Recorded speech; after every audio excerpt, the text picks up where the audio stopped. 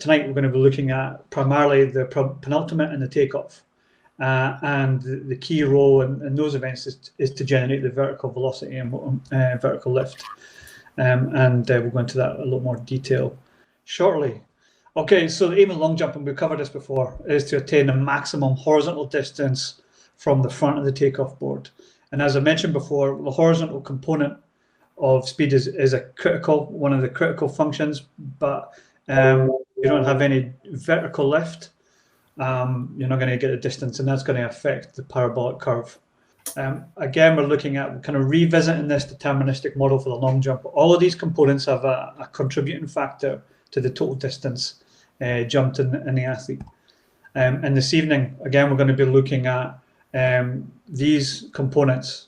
Body position at takeoff, height or center of mass is key. We're looking at the resultant velocity, not just the horizontal, but looking at how we determine the resultant velocity with the vertical component. And of course, that's going to have an impact on the angle of takeoff on that as well.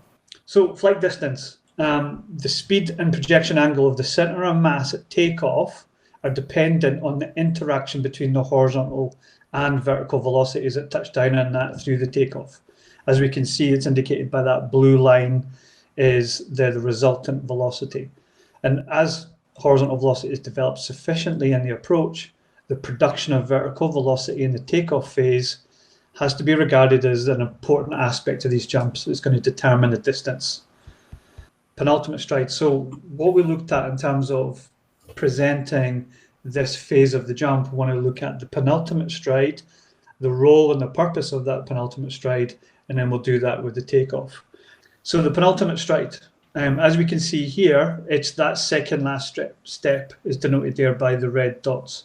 The purpose of it is a lowering of the center of mass, and the lowering of that center of mass, the degree of which and the lowering of which will change by the athlete's ability. So very much a development athlete may have very little lowering, whereas we will see shortly with Brittany Rees, she's probably one of the biggest kind of components of lowering of center of mass through that penultimate phase. But the penultimate is essentially the second last step into the approach.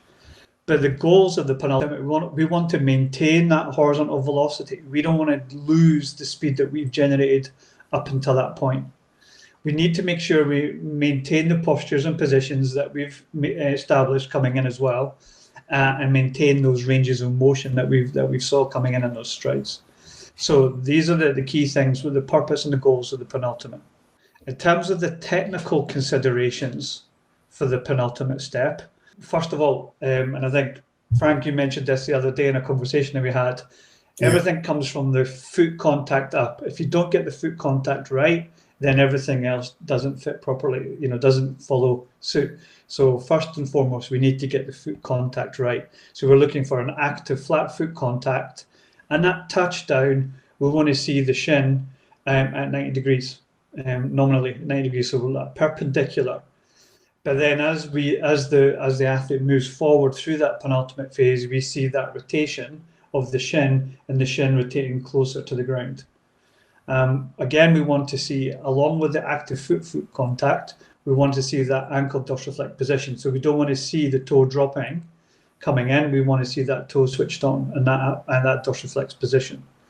And in terms of the foot contact in relation to the center of mass in the body, as we can see here illustrated on the top image by Brittany Rees here, the foot contact is just slightly in front of the center of mass. The lowering of the body center of mass, we want to see a forward, continued that forward rotation or forward movement, but then we see a downward position as the center of mass lowers. Again, we want to see a braced and upright trunk position throughout. And again, conceptually, the lowest position through the penultimate and into the takeoff is directly over the board.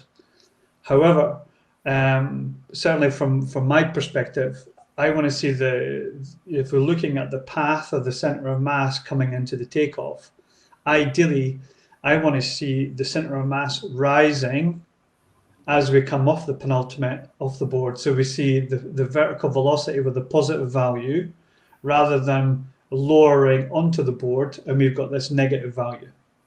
So hopefully that makes sense.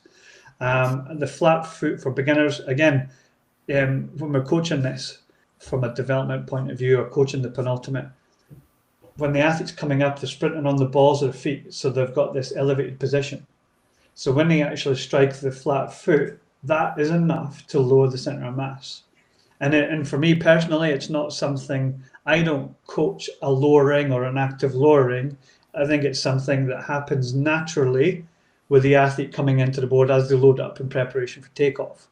And for me, I very much just looking at just that, pulling that foot, active foot down, just in front of the center of mass, but in that flat foot. And for me, that is enough to give me the displacement of the hips that I'm looking for. Frank, is there anything you want to add today, or is that? Yeah, I think you said basically what I was going to say. But my understanding is that the penultimate stroke loading the center of mass is not something which needs to be learned or taught. Just to explain further, if you were to get, a 6-7 year old child and ask him to run down the runway and jump into the sandpit, they will definitely demonstrate the penultimate step prior to the takeoff. So that, to me, happens naturally. What you don't want to teach is people to lower themselves any lower than, I'm looking at Brittany, and I think she is very, very strong to get away with that. And not many people actually get in that position. But the lowering there is a bit too low for me. I think that's a good point. And I think it's important when we're looking at athletes like this as technical models and looking at trying to emulate and copy them. We need to be mindful that that is unique to Brittany, and her strength levels support her to do that. But then what we see in the last stride shortly is her last stride is phenomenally short, compared to the penultimate. So there's almost like a 20% difference in stride length from the penultimate to the last stride. The thing that, for me, just to kind of, before I move on to the displacement bit, is the rhythm of the penultimate. And again, it's not kind of mentioned here, but we're looking at that kind of da-da-da kind of rhythm. So those last two strides, that last two foot contacts are much faster than the previous. Mm-hmm. So, and that would reflect that shortening of that last stride following the penultimate. And then the last thing really for technical considerations in the penultimate is looking at the displacement between the last step here, and this is illustrated by Daria Klashina here. And what I'm looking for the displacement is the distance between the two legs.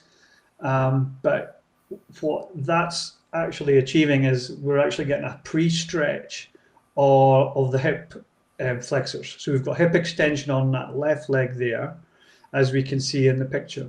What that does is that preloads the hip flexors, so we get a stretch reflex. So as we get a stretch and loading on that back leg, the reflex action will enable that drive leg to come through quicker for the takeoff.